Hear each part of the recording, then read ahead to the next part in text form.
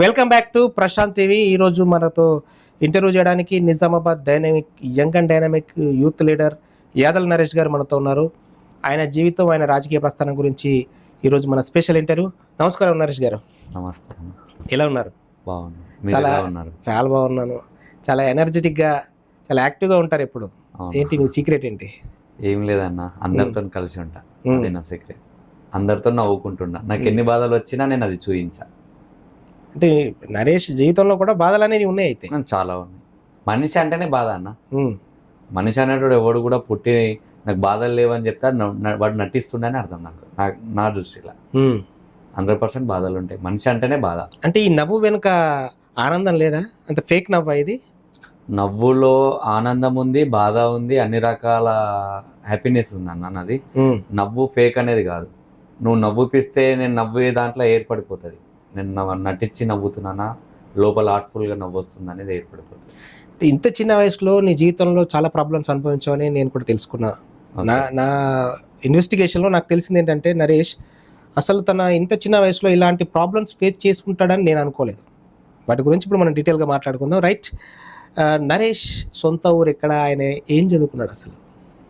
నాది 5th division బోర్గంపి, Nizamabad. Okay. నేను inter end of చేశాను. ఇంటర్ అయిపోయి.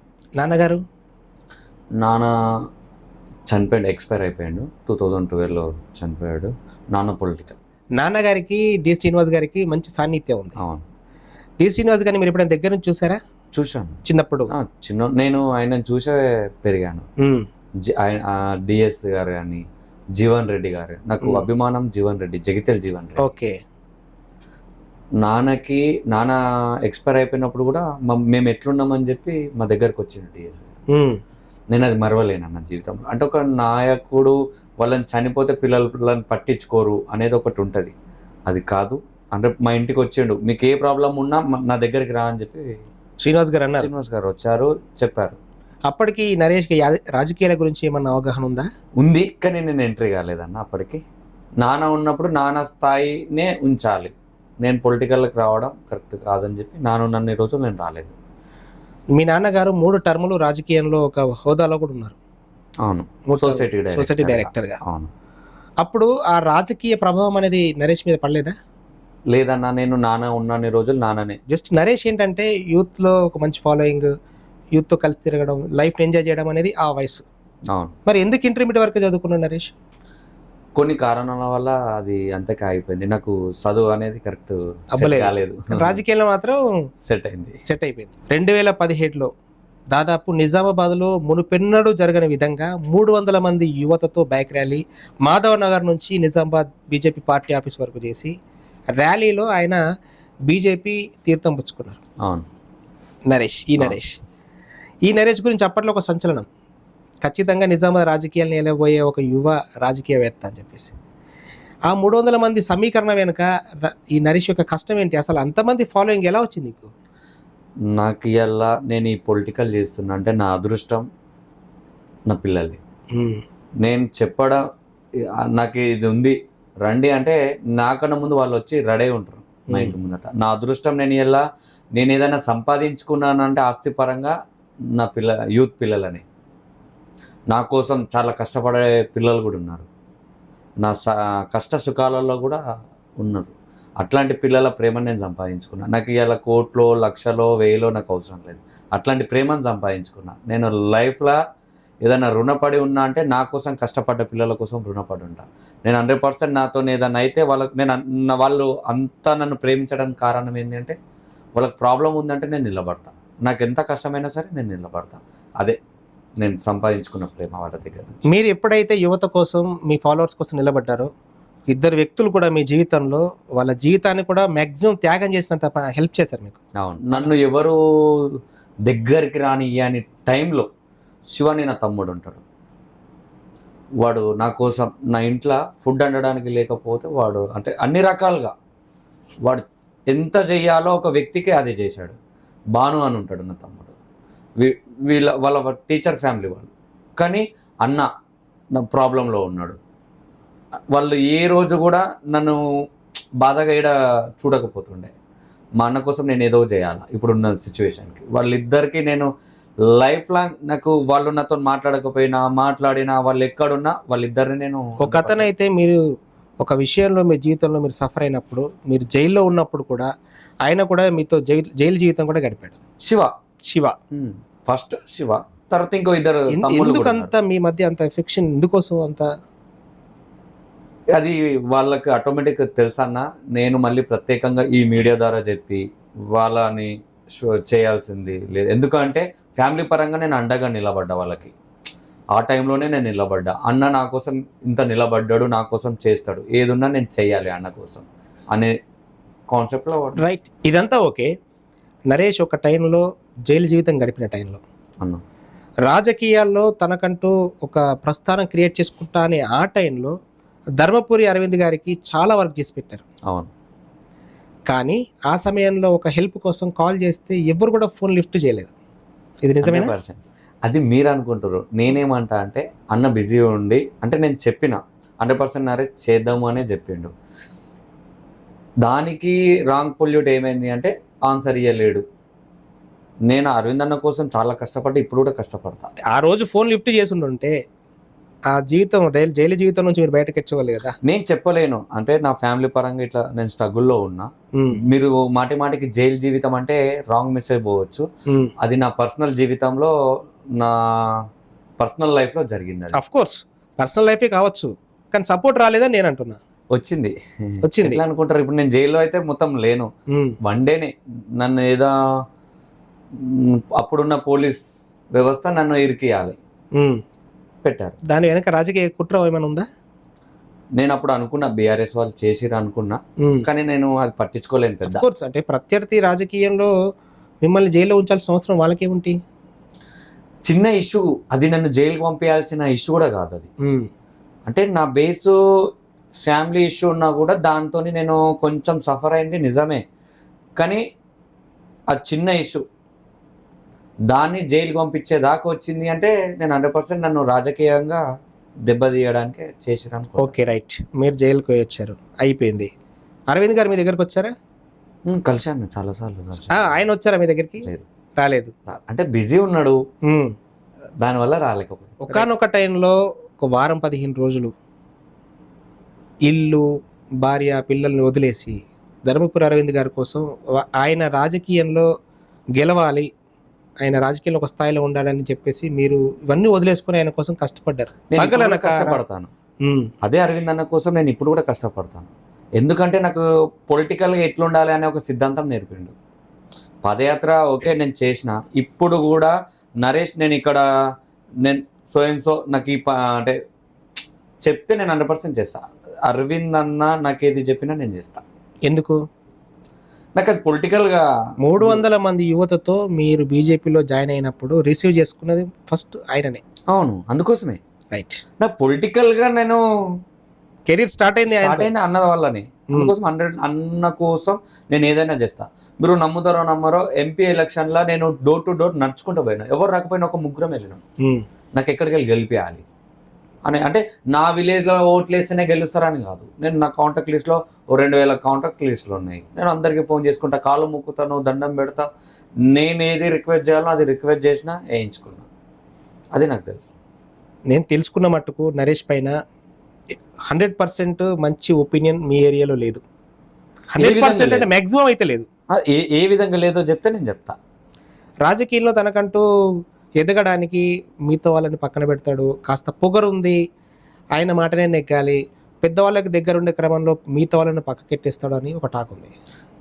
పొగరు అని నువ్వు ఏ విధంగా అనుకున్నావు నాకు తెలియదు అన్న. నేను ఒకటైతే చెప్పగలుగుతా. ఇప్పుడు ఒక ఫోటో ఉంటుంది, ఫోటో వెనకాల దిగడానికి చాలా కష్టం ఉంటుంది. ఫోటోని చూసి అందరు పరిచయాలు అనుకోవడం తప్పు. నువ్వు నా దగ్గర నుంచి ట్రావెల్ చేయి, నేనేందనేది నా క్యారెక్టర్ తెలుస్తుంది. నువ్వు నా దగ్గర నుంచి చూడకుండా నరేష్కి పొగరు అనడం కరెక్ట్ కాదేమో నేను అనుకుంటున్నా. ఇప్పుడు ఆ పొగరే కొన్ని సంవత్సరాలు రాజకీయాలకి మిమ్మల్ని దూరం చేసింది. లేదన్నా, నేనున్నా, నాకు దూరం చేయలేదు. నేనున్నా నా పొలిటికల్గా. నువ్వు ఉన్నావు, అవును, కానీ పార్టీకి దూరంగా ఉన్నావు. అవును, కానీ నేను పార్టీ కోసం పనిచేసిన రోజులు ఉన్నాయి. నేను దూరం ఉన్నా. అది నాకు ఫ్యామిలీ ఇష్యూ. ఇప్పుడు చెప్పాను కదా అన్న, నాకు డిస్టర్బ్ చేసింది. నాకు మెంటల్గా నాకు కొంచెం డిసప్పాయింట్ అవడం వల్ల దూరం ఉన్నా. మళ్ళీ ఈసారి మళ్ళీ రాజకీయాలకు వచ్చారు. అవును, యాదల నరేష్ రాజకీయాల్లోకి వచ్చాడా, రాజకీయాలకు రావడానికి పెద్దవాళ్ళు మీ దగ్గరకు వచ్చారా? అట్లా పెద్దవాళ్ళనేది కాదు, కానీ ఎమ్మెల్యే ఎలక్షన్లో దినేష్ అన్న నేనున్నా, నా కోసం వర్క్ చెయ్యు, నా రూరల్ కాన్స్టెన్సీ నువ్వు వస్తావు కాబట్టి నా దగ్గరకు వచ్చాడు.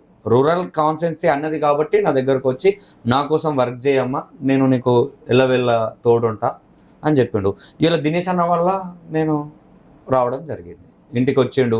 అంటే నేను ఏమనుకున్నా అంటే సైలెంట్గా నా హిందూయిజం బీజేపీ కోసం వర్క్ చేయాలి, కానీ వైట్ బట్టలు వేసుకొని తిరగడం అది వద్దనుకున్నా. కానీ మళ్ళీ ఎందుకు దినేష్ అన్న వల్ల సెకండ్ లైఫ్ మళ్ళీ చాలు చేసిన. సెకండ్ హాఫ్ అవును, నమ్మకం ఉందా దినేష్ కుల చనిపోయినా? 100% ఉంది. నాకు అరవింద్ అన్న మీద ఉంది. అరవింద్ అన్న మీద ఎంత నమ్మకం ఉందో దినేష్ అన్న మీద కూడా అంతే నమ్మకం ఉంది. Sure, no doubt. ఏం ఆశించి మీరు ఆయన వెంబడి తిరుగుతున్నారు? నేను ఏం ఆశిస్తలేదన్నా, నేను ఇప్పటి వరకు అయితే ఏం ఆశించలే. మీరు ఏదన్నా అనుకోండి, మీరు ఏం ఆశించకుండా ఈ రోజు బీజేవైఎంలో రాష్ట్ర కార్యవర్గ సభ్యుడిగా అవకాశం వస్తుంది. నేను చేసిన వర్క్ వాళ్ళు గుర్తించారు కాబట్టి ఇచ్చారన్న. ఎవరు గుర్తించారు? అరవింద్ అన్న గుర్తించాడు, నా కోసం కష్టపడ్డాడు వీడు. దినేష్ అన్న గుర్తించాడు. నేను ఎమ్మెల్యే ఎలక్షన్లో నా విలేజ్లో మెజార్టీ రాదు అని ఎగతాళి చేశారు. ఓకే, ఆ ఎగతాళి చేసిన వాళ్ళకి నేను 1 రూపీ కూడా ఖర్చు పెట్టకుండా 1900 ఓట్లు తీసుకొచ్చిన. నా డివిజన్లో పెద్ద నాయకులు కూడా ఉన్నారు, ఎమ్మెల్యే క్యాండిడేట్లు కూడా ఉన్నారు. వాళ్ళని కాదని పబ్లిక్ నన్ను నమ్మిండ్రు. దానికోసం నేను 100% వర్క్ చేసిన, వాళ్ళు నన్ను గుర్తించారు. వీడు ఎందుకు నమ్మిరు? ఆ జనాలు నీ మాటను ఎందుకు నమ్మిరు? నేను వాళ్ళకి దగ్గర ఉంటాను. ఏ ఏం ప్రాబ్లం ఉన్నా నేను ఏం చేసినావు? వాళ్ళకి చేసింది ఏంటి? నేను చాలా ఉన్నాయన్న చేసిన. ఇప్పుడు నేనేదో ఇంటర్వ్యూలో చెప్పడం ఏం చేసినావు అని చెప్పి నేనేదో సెల్ఫ్ డబ్బా బాగుండదు. నేను చెప్తా, చెప్పండి. యువతకి అవసరం ఉన్నా వాళ్ళు ఎంబడి ఉన్నావు. అవును, చందాలు లక్షలు రాసినావు. అవును, నిజమేనా? అవును, నిజం. నేను అది ఇప్పుడు అన్న పొలిటికల్ అనేది ఇప్పుడు చూస్తున్నా. యాదల నరేష్ బర్త్డేకి కూడా పార్టీల విషయంలో యువతకి ఖర్చు ఎంతైనా సరే వాళ్ళని సాటిస్ఫై చేసి వాళ్ళు నా దగ్గరకు వచ్చినందుకు వాళ్ళు ఆనందంగా ఉండాలని ఖర్చు పెట్టుకున్నారు. నేను అంటే మీరు ఖర్చు అనే కన్నా నేనేమనుకుంటా అంటే నా దగ్గరకు వచ్చిర్రు, నేను వాళ్ళని బాధ పెట్టకుండా చూసుకోవాలి అనేది. ఖర్చు అంటే అది మీనింగ్ వేరే అవుతుంది. ధర్మపురి అరవింద్ బర్త్డే రీసెంట్ గా జరిగినప్పుడు దాదాపు ₹1,00,000 ఖర్చు చేసి పేదలకి ఇన్సూరెన్స్లు కూడా చేయించిండు ఈ నరేష్. అవును, నిజమే కదా? అవును. ఎందుకు చేయించాల్సి వచ్చింది? చేయించాల్సి వచ్చింది ఏం లేదన్నా, నేను ఇది సేవా కార్యక్రమంలో ఎప్పటి నుంచో ఉన్నా. ఇది ఎలక్షన్ స్టంట్ కాదా? కాదు, అదే చెప్పబోతున్నా. ఇప్పుడు మీరేమనుకుంటున్నారు అంటే ఏదో కార్పొరేటర్ ఎలక్షన్ వస్తుంది దానికోసం చేస్తుండేమో అని మీరు అనుకుంటున్నారు, కానీ రాంగ్ అన్న. నేను గత 9 years నుంచి మా నాన్న కూడా సేమ్ అదే కార్యక్రమంలో నేను కూడా పోతున్నా, కానీ అప్పుడు పొలిటికల్గా ఎప్పుడు కూడా షాప్ చేయలేదు. ఇప్పుడు ఏంటంటే నా దగ్గర ఉన్న పిల్లలు నా ఫేస్బుక్ ఇన్స్టా వాళ్ళే మెయింటైన్ చేస్తారు. నేను చేసే సేవ ప్రతి ఒక్కటి వాళ్ళు పెడతారు. దానివల్లనే నరేష్ అనేటోడు ఇవాళ మీకు తెలుసు. అవును, లేకపోతే తెలియదు నరేష్ అనేది ఎవరో తెలియదు. నేను అంతకుముందు సేవలు చేసిన ఇదంతా తెలుసుకున్నాను కాబట్టి ఈ రోజు మిమ్మల్ని నేను స్టూడియోకి ఇంటర్వ్యూ పిలవాల్సి వచ్చింది. నరేష్ అనే వ్యక్తి ఈ రోజు నిజామాబాద్లో ఒక ఐకాన్ యూత్ లీడర్గా ఈరోజు ఒక మంచి పేరు సంపాదించుకున్నాడు అన్న విషయం తెలిసింది కాబట్టి మిమ్మల్ని సగౌరవంగా ఇక్కడ దాకా పిలవాల్సి. దీంట్లోనే రెండో క్వశ్చన్ ఉందన్న. ఇందాక మీ గురించి బాగాలేదన్నారు, ఇదే నరేష్ బాగుంది అని అన్నారు. అది నరేష్ దగ్గర ఉన్న గొప్పతనం. అది ఎదుటి వ్యక్తిని ఎలా ఒప్పించాలి, ఎలా మెప్పించాలనే విషయం ఇంత చిన్న వయసులో మీరు నేర్చుకున్నారు. ఇది ఎవరిని చూసి నేర్చుకున్నారు? అరవింద్ అన్న. అంతేనా? నో డౌటా? మా నాన్న దగ్గర కొద్దిగా చూసి నేర్చుకున్నాను. అంటే నేను అప్పుడు విలేజ్ కల్చర్ ఎట్లా ఉంటుండే అంటే ప్రాబ్లం ఉందనగానే మనోడు పోతే క్లియర్ అవుతుంది అట్లాంటి. అంటే మా రిలేషన్ సర్కిల్ చూసి ఎట్లుండాలి, మా నాన్న దగ్గరకు వచ్చే ప్రాబ్లమ్స్ అవి నేర్చుకున్నాను. అసలు నరేష్ గట్స్ ఏంటి నాకు అర్థం కాదు. నరేష్ దగ్గర ఒక టైంలో డబ్బు లేదు, ఇప్పుడు కూడా లేదు అఫ్ కోర్స్. ఇప్పుడు కానీ ఒక వ్యక్తి ఫోన్ చేసి అన్న నేను చాలా సఫర్ అవుతున్నా, నాకు కరోనా టైంలో నాకు కొంచెం హెల్త్కి ఇబ్బంది ఉంది ట్రీట్మెంట్కి అని అంటే, ఇదే నరేష్ తన దగ్గర లేకపోయినా ఒక ₹10,000 బయట అప్పు తీసుకొచ్చి మరి ఆయనకి హెల్ప్ చేసిండు. అవునది ఏంటి ఆ ధైర్యం ఏంటి అసలు? నన్ను నమ్మి నాకు ఫోన్ చేసిండు అన్న, ప్రాబ్లం లో ఉన్నా. 100% నేను చేస్తాను. ఎవరు వచ్చినా చేస్తారా మీరు? చేస్తాను. లక్షలు అడిగినా చేస్తారు. నాతో అయ్యేది నేను చేస్తాను. ఇప్పుడు లక్షలు అనేది నా లిమిట్స్ కి నాకు అది అనిపించింది అనుకో నేను 100% చేస్తాను. నాకు కాదు అనుకో నేను చేయలేను. కానీ నన్ను నమ్ముకొని నాకు కాల్ చేస్తే మాత్రం 100% చేస్తాను. విజయవయం రాష్ట్ర కార్యవర్గ సభ్యుడిగా అవకాశం ఇచ్చినప్పుడు అవును, నేను కార్పొరేటర్గా నేను గెలుద్దాం అనుకుంటున్నా, ఈ ఎలక్షన్స్లో నేను పోటీ చేద్దాం అనుకుంటున్నా అని మీరు అనుకున్నారు. అక్కడ అవకాశం వచ్చింది, ఇప్పుడు ఈ అవకాశం వదులుకుంటారా? అన్న నా డివిజన్లో ప్రజెంట్ కార్పొరేటర్ రాజశేఖర్ అన్న ఉన్నాడు. ఆయననే ఇప్పుడు మళ్ళీ ఆయన కాదు అన్నప్పుడు నేను ఆయన ఉండంగా అన్న ఉండంగా నేను ఫ్యాక్ట్ చెప్పండి, మీ మనసులో మీకు చేయాలని ఉందా లేదా? నాకు అంటే హైకమాండ్ నువ్వు నిలబడంటే నేను నిలబడతా. మీకు నిలబడాలని ఉందా? ఉంటది, ప్రతి ఒక్కరికి స్టెప్ వేయాలని ఉంటది, కానీ నేను ఇక్కడనే ఉండాలని అయితే ఉండదు కదా అన్న. ఓకే, నాకు ఉంది అది 100%. ఈ విషయంలో దినేష్ కులాచారి, ధర్మపురి అరవింద్ మీకు సపోర్టా? ఉన్నారు, 100% ఉంటారు వాళ్ళు. షూర్గా వస్తుంది, షూర్గా ఉంటారు. మీకు టికెట్ వస్తుంది అంటారు? నేను అంటే ఇప్పుడు అన్న వద్దు అనుకుంటే వస్తుంది నాకు. అన్న ఉండగా నేను 100% అన్నకు సపోర్ట్ చేస్తా. ఒకవేళ రాకపోతే అదే అరవింద్ అన్న ఏది చెప్తే అది చేస్తా, అదే దినేష్ అన్న ఏది చెప్తే అది చేస్తా. 100% వాళ్ళు అడుగు జడలో నడుస్తా. రైట్. నరేష్ గారు, ఈ రీసెంట్గా ఎమ్మెల్యే ఎలక్షన్స్ దినేష్ కులాచారి గారిని గెలిపించడానికి మీ డివిజన్లో ఇంటింటికి మీరు పంచింది డబ్బులు, అవునా? అంటే మీకు ఎట్లా తెలుసు? మీరు వచ్చే చూసారా? డబ్బులు అనే కన్నా లడ్డూలు పంచారు. అవును. ఇదేంటి కొత్త కాన్సెప్ట్ ఏంటి అసలు? ఆ ఉద్దేశం ఏంటి? దాని వెనక మతలబ్ ఏంటి అసలు? మతలబ్ ఏం లేదు. ఈ మద్యపానం ఇవన్నిటికన్నా నాకు ఏదో ధర్మంగా లడ్డు పంచాలని నాకు అనిపించింది, నేను పంచాను. లడ్డు కాన్సెప్ట్ ఏంటి మధ్యలో కొత్తగా? నాకు అది నచ్చింది. నాకు ఎవరి కోసమో చేయాల్సిన అవసరం లేదు. లడ్డు కావాలన్నా లడ్డు ఇస్తే ఓటు వస్తాను మీరు అనుకున్నారా? లేదు, ఇంటి తీపి చేయాలి అంతే, వాళ్ళ నోరుని తీపి చేయాలి. ఏది ఇప్పుడు నేనే ఓటర్ని మీ డివిజన్లో, మీరు నా దగ్గరకు వచ్చారు, బీజేపీ కోటేయమని ఎట్లా చెప్తారు ఒకసారి చెప్పండి నాకు. ఇప్పుడు మీకు చెప్పి నేనంటే అది ఇప్పుడు చెప్పాల్సిన అవసరం లేదన్నా, చెప్పే టైం వస్తే మాత్రం 100% చెప్తాను నేను అది. రైట్. దినేష్ కులాచారి మీ డివిజన్లో అసలు మెజార్టీ వస్తాను అసలు ఊహించలేదు. అవును, మీరు తీసుకొచ్చారు, చేసి చూపించారు. అవును. ఆయన దాదాపు ప్రస్తుతం ఉన్నటువంటి ఎమ్మెల్యే పైన 10,000 ఓట్లు తగ్గి ఓడిపోయారు. ఓడిపోలేదు, నా దృష్టిలో గెలిచిండు అన్న. నా దృష్టిలో గెలిచిండు. రూరల్లో బీజేపీ లేదు అని మూర్ఖులు చాలా మంది అన్నారు, కానీ 50,000 నాటే జోక్ అన్న. ఒక వ్యక్తికి రావడం 50,000 ఓట్లు రావడం నాటే జోక్. ఇలా ఓడిపోయిన తర్వాత కూడా ఎమ్మెల్యే కన్నా ఎక్కువ వర్క్ చేస్తుండే ఎవరన్నా నేను చూస్తున్నా అంటే దినేష్ అన్ననే, 100% దినేష్ అన్ననే. నేను దగ్గర నుంచే చూసిన వ్యక్తిగా చెప్తున్నా అన్న. అహంకారం చాలా మంది ఏదో అనుకోవచ్చు, అన్న ఓడిపోయిండు వీడికి ఎందుకు అది, కానీ అన్న దగ్గర అది కాదు. ప్రాబ్లం ఉందంటే 100% నేను నా క్యారెక్టర్ని అన్నలో చూసుకున్నా, అందుకోసమే నాకు అటాచ్మెంట్ ఇంకెక్కువ అయిపోయింది.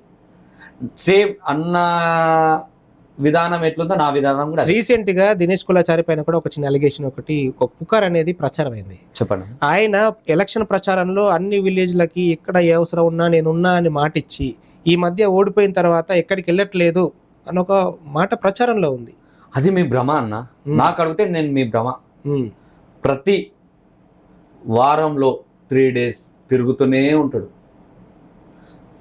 ఆయనకి ఓపిక చాలా ఎక్కువ. నా భ్రమ కాదు నరేష్ గారు, మీ బీజేపీ కార్యకర్తని ఒక అతను ఈ విషయాన్ని ఆయన స్టేటస్ రూపంలో కూడా బయట ఎక్స్పెక్ట్ చేసుకున్నాడు. బై మిస్టేక్ అన్నకి తెలియకపోవచ్చు, అంటే దినేష్ అన్న గురించి తెలియకపోవచ్చు, కొన్ని చెప్పే మాటలు వింటారు, అట్లానే ఆ అన్న ఆ భ్రమలో ఉన్నాడు కావచ్చు. ఇది వాస్తవమా కాదా అన్నది తర్వాత పక్కన పెడితే, దినేష్ కులాచారి గారు ఎమ్మెల్యే లాగా పనిచేస్తున్నారు, ఓకే. అవును, 100% అన్న ఎమ్మెల్యే కన్నా ఎక్కువ పని చేస్తుండు. జస్ట్ పథకాలు అనేది రాకపోవచ్చు దినేష్ అన్న నుంచి, కానీ వాడికి ప్రాబ్లం వచ్చింది పలానోడికి అంటే 100% వాడి దగ్గర పోయి నిలబడుతుండు, అది దినేష్ అన్న. ఒకనొక టైంలో నిజామాబాద్లో బీజేపీ జిల్లా ప్రెసిడెంట్గా ఉన్నందుకు వన్ సైడ్గా కూడా కొన్ని నిర్ణయాలు తీసుకున్నమాట వాస్తవమా కాదా? దేని విషయంలో నిర్ణయాలు అంటే అన్ని రకాలుగా రావచ్చు. పార్టీలో క్రమశిక్షణ విషయంలో కావచ్చు, కార్యకర్తలను కట్టుబాటు చేయడంలో విషయంలో కావచ్చు, కట్టడి చేయడంలో విషయంలో కావచ్చు. అన్న ఈరోజు నేను పొలిటికల్గా మీరు అడుగుతున్నారు కాబట్టి నేను చెప్తున్నాను, మీటింగ్ ఉందని పార్ట్ ఆఫీస్కి వస్తే వాడు ఆకలితో పోవద్దని చెప్పి అన్నం పెట్టిస్తున్నాను. నేను ఈ విషయంలో నేను చెప్తున్నాను కదా, అన్న దగ్గర నాలో నేను కొన్ని చూసుకున్న సీన్స్ ఉన్నాయి, అందుకోసం అటాచ్మెంట్ ఎక్కువ పెరిగింది నాకు. అది దినేష్ అన్న, నో డౌట్. దినేష్ కులాచారితో ప్రస్తుతం ఆయన ఎట్టు వెళ్ళినా ఆయన అనుచరుడుగా మీరు ఉంటున్నారు. అవును, ఉంటున్నా. నాకు పొలిటికల్ ఇష్టం, తిరగాలి అన్నతోని కానీ అరవింద్ అన్నతోని కానీ. నాకు పొలిటికల్ నేను నేర్చుకుంటున్నాను వాళ్ళ దగ్గర నుంచి. ఇక్కడ నేను నేర్చుకోవాల్సింది చాలా ఉంది, నేర్చుకుంటున్నాను. నరేష్ గారు, మీ డివిజన్లో నేను తెలుసుకున్న మట్టుకు ఒక విషయం ఏంటంటే, నీ గురించి నలుగురు నానాలాగా మాట్లాడుకుంటారు. కొంతమంది ఈయనకి బీజేపీ కార్పొరేటర్గా టికెట్ వస్తుందని, కొంతమంది రాదని, మీ వాళ్ళు మీ అంచెలు కూడా మాట్లాడుకుంటున్నారు. ఓకే, ఈ విషయంలో నీ స్పందన ఏంటి అసలు? కొంతమందిలో వాడు మాట్లాడుకున్నట్టు ఎప్పుడు మాట్లాడుకుంటూనే ఉంటాడు అన్న. ఆ నలుగురు ఏం మాట్లాడుకున్నారని నేను పట్టుకున్నాను అనుకో, నేను పొలిటికల్ చేయలేను, అన్నం కూడా తినలేను. ఇదైతే చెప్పగలుగుతా. నరం లేని నాలుక 100 అనుకొని మంచి అనుకునేటోడు మంచి అనుకుంటాడు, నెగిటివ్ అనుకునేటోడు నెగిటివ్ అనుకుంటాడు. ఎందుకు ఇప్పుడున్న సమాజం అట్లాంటిది అన్న. నేను ఎంత మంచి చేసినా దాంట్లో నెగిటివ్ లెంగేటోళ్ళు కూడా ఉంటారు. నేను మంచి చేద్దామని ముందడుకు వచ్చినా కూడా దాంట్లో నెగిటివ్ లెంగేటోళ్ళు ఉంటారు. ఇప్పుడు మీరు అన్నారు, మీరు ఎలక్షన్స్ కార్పొరేటర్ నిలబడతారు కాబట్టి ఇవన్నీ చేస్తున్నారు. నేను గత 7-8 సంవత్సరాల నుంచి చేస్తున్నప్పుడు పబ్లిక్ కనిపించలేదు, ఇప్పుడు కనిపిస్తుంది. వాడు మాట్లాడుకుంటాడు, వాడికి ఒక మ్యాటర్ కావాలా, మాట్లాడుకొని నాకు నో ప్రాబ్లం. వాడు పట్టుకొని ఉన్నాను అనుకో, నేను ముందడుకోలేను. ఇది ఒక టైంలో నరేష్ తన ప్రచారం చేసుకోవడానికి, తనని తను ప్రమోట్ చేసుకోవడానికి విపరీతమైన ఫ్లెక్స్లు పెట్టాడు అనే విషయంలో కూడా మీ వాళ్ళే మాట్లాడారు. మీ ఆ నలుగురిలో ఒక వ్యక్తి. నేను చెప్తున్నాను కదా, ఆ నలుగురు ఏది కంఫర్ట్ ఉంటే అది మాట్లాడుకుంటారు. నన్ను గుర్తుపడుతున్నారు అంటే ఇలా ఫ్లెక్సీలే. ఆ ఫ్లెక్సీలు గుర్తుపట్టలేదు అనుకో, నన్ను పిలిచి ఇంటర్వ్యూ చేయి. మీ డివిజన్ లో ఒక టైంలో వరదలు వచ్చి ఆ కాలువ దగ్గర ఉన్నటువంటి ప్రజలకు ఇబ్బంది అయితే ఇంటికి వెళ్ళి వాళ్ళకి రైస్ బ్యాగ్స్ ఇచ్చి వాళ్ళకి తినడానికి ఫుడ్ అరేంజ్ చేసి, ఆ వర్షాల టైంలో పక్కన ఉన్నటువంటి ఒక గవర్నమెంట్ సంబంధించి బిల్డింగ్ లో కూడా వాళ్ళని ఉంచడానికి కూడా మీరు రిస్క్ తీసుకున్నారు. ఆ నరుగుల్లో ఒక వ్యక్తి నరేష్ గురించి కూడా ఇప్పటికీ నెగిటివ్ మాట్లాడుతున్నారు. అది ఎలక్షన్ స్టంట్ అన్న. నేను ఏమంటున్నా అంటే, అప్పటికి నేను నిలబడతానే కాన్సెప్ట్ కూడా లేదు. వాళ్ళు ప్రాబ్లంలు ఉన్నారు, పోయినా 10 మందిలా ఒక నెగిటివ్ పర్సన్ కామన్. నేను ఇప్పుడు భగవంతుడే అందరికి నచ్చడన్నా, నేను నచ్చాలనేం లేదు. నేను 10 మందిలో నలుగురికి నచ్చినా నేను ఇలా అగ్రి. ఎందుకంటే నేను నలుగురు ఉంటారు కామన్, 6గురికి అయితే నచ్చుతున్నా. ఆ నలుగురిని నేను వదులుకున్నాను అనుకో, పట్టుకున్నాను అనుకో, ఈ 6గురిని వదిలేసుకునే వాళ్ళ. నాకు ఈ 4 కన్నా 6 ఇంపార్టెంట్. ఓకే, అది ఓకే. రీసెంట్గా వినాయక చవితి, అవును, వినాయక చవితి కూడా వినాయక మండపాలకి లక్షలలో చందాలు రాసిన ఈ నరేష్ ఎలక్షన్ స్టంట్ కాదా అది? అన్న, ఎలక్షన్ అనేది ఇప్పుడు వచ్చింది, మరి నేను గత 7-8 సంవత్సరాలు అంటున్నాను. మరి అప్పుడు రాలేదా? స్టంట్ అనేది అప్పుడు రాలేదు కదా. నేను అన్నదానాలకు ఇస్తాను, నాకు వచ్చే ఎంతో దాంట్లో కొంచెం అయితే నేను సేవలు చేస్తాను. మీరు ఇప్పుడు చూస్తున్నారు అంతే. దాన్ని నేను మీకు ప్రత్యేకంగా నేను చెప్పేది అదే. ఇంతకుముందు మీరు అడిగినప్పుడు అదే చెప్పినా, ఇప్పుడు కూడా అదే చెప్తున్నా. ఇప్పుడు ఆ నలుగురు మాట్లాడుకునేది ఏదో ఒకటి లెంకుతారు. చెంద రాస్తే మంచోడు అంటారు, రాయకపోతే చెడ్డోడు అంటారు. నాకు ఆ చెడ్డోడు వీళ్ళు ఏదనుకుంటే నాకు సంబంధం లేదన్న. అనుకునేటోడు అనుకుంటాడు, వాడికో మ్యాటర్ కావాలా, నేను దొరికినా మాట్లాడుకొని వదిలేస్తున్నా, అంతే కదన్నా. నాకు మాట్లాడుకొని వదిలేసిన. ఓకే, వదిలేద్దాం. ఈ నరేష్కి లక్షల్లో ఖర్చు పెట్టడానికి డబ్బులు ఎక్కడి? నేను బిజినెస్ చేస్తాను. నేను ఇంతకుముందు ఫైనాన్స్ చేస్తున్నా, దాన్ని కొంచెం క్లోజ్ చేసుకొని చిట్టీలు నడుపుతాను నేను. అది ఎందుకంటే వారసత్వంగా లక్షల కోట్లలో ఆస్తి వచ్చింది అని చెప్పేసి మీ వాళ్ళే మాట్లాడుతుంటారు. అన్న, వాళ్ళు ఎవరో అన్నారు అని నాకు అడగడం కరెక్ట్ కాదేమో నేను అనుకుంటున్నా. వాడు ఏదో క్రియేట్ చేసుకుంటాడు. నేను ఒక పొలిటికల్ లీడర్ది ఒక సామెత నాకు ఒక అన్న చెప్పిండి, ఇది లోపల బనీన్ చినిగినా కూడా తెల్ల చొక్కేస్తాడు, కానీ లోపల ఉన్న బాధ ఎవరు చూడడు. ఇది ఎందుకు చెప్తున్నా అంటే, పొలిటికల్ వాడిని నమ్మి వచ్చిండు. ఇప్పుడు మీరే అన్నారు, ఒక వ్యక్తికి 10,000 అవసరం ఉంటే బాకీ తెచ్చి ఇచ్చారని. 100% నేను నాకున్న టాలెంట్ నేను క్లియర్ చేసుకుంటా. ఎవడు ఏదో ఆస్తులు ఇచ్చిండు, కోట్లు ఇచ్చిండు, భగవంతుడు ఇచ్చిన కాడికి మంచిగా ఉన్నామన్నా. అన్నం అయితే మంచిగా తినగలుగుతున్నాం, నా ఇంటి పరంగా అంత మంచి. Okay, right. ఓకే, కాసేపు మీ పర్సనల్ లైఫ్లోకి ఎంటర్ అయిపోదాం. ఓకే, మీది సెకండ్ మ్యారేజ్? అవును. నిజమా? అవును. అంటే సెకండ్ మ్యారేజ్ చేసుకోదని ఇక్కడ ఉందన్నా? అంటే నాకు తెలియగలదు. ఆఫ్ కోర్స్ కావచ్చు, మీరు అన్నదాన్ని. లేదు, సెకండ్ మ్యారేజా కాదా? అవును. రైట్. అత్తగారు ఎవరు? నిజామాబాదే. నిజామాబాదే. ఎలా ఉంది లైఫ్? ఎలా ఉంది? బాగుందన్న, 100%. పిల్లలు? నాకు ఆల్రెడీ ఉన్నారు పిల్లలు. లైఫ్ అంతా అనుకున్నట్టుగా నడుస్తుంది? నడుస్తుంది, ప్రాబ్లం ఏం లేదు. ఏం మీరు ప్రాబ్లం అయింది, మీ సఫర్ అయిందంతా ఫస్ట్ మ్యారేజ్ నుంచి. అది నా పర్సనల్ అన్న, నా ఫస్ట్ మ్యారేజే, కానీ నా పర్సనల్గా జరిగిపోయింది. రాజకీయంలో కొంతమంది మిమ్మల్ని బురద జల్లడానికి, మీపై బురద జల్లడానికి మీ వ్యక్తిగత విషయాన్ని కూడా బయటకు లాగి మాట్లాడుతుంటారు. మాట్లాడతారన్న. నేను చెప్తున్నా కదా, వాడికి పని ఉండదు, మ్యాటర్ మాట్లాడుకోవాలా, మాట్లాడుకుంటాడు. వాడికి ఎంజాయ్, నేను దొరికినా ఓకే మాట్లాడుకొని. ఇప్పుడు మాట్లాడుకునేటోడు వాడేందో వాడు చూసుకోడు, ఎదుటోడు ఏం చేస్తుండు ఏంది అనేది కూడా ఉంటుంది. నరేష్ రాజకీయంలోకి బీజేపీలోకి రీ ఎంట్రీ ఇచ్చిన తర్వాత నరేష్కి వచ్చినటువంటి మంచి టాస్క్లు ఏంటి?